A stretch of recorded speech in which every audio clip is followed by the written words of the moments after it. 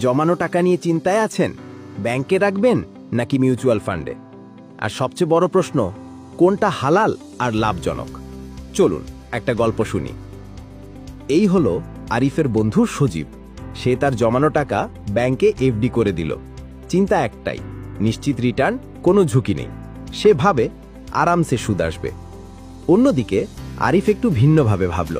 সে এমন একটি পথ খুঁজছিল যেখানে তার টাকা হালাল উপায়ে বাড়বে। অনেক খোঁজার পর সে পেল ইসলামিক শরিয়া মিউচুয়াল ফান্ড। এখানে তার টাকা কোনো সুদভিত্তিক কারবার বা হারাম পণ্য যেমন মদ, সিগারেট তৈরি করে এমন কোম্পানিতে বিনিয়োগ করা হয় না, বরং টাকাটা হালাল ব্যবসার অংশীদার হিসেবে খাটে।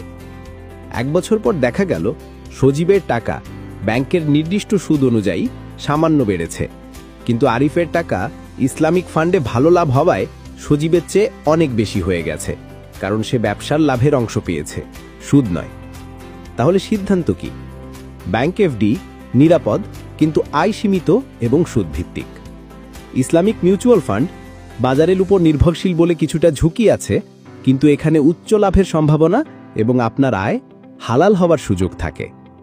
প্রশ্ন, আপনি কোনটিতে বিনিয়োগ করতে চান? কমেন্টে আপনার মতামত জানান।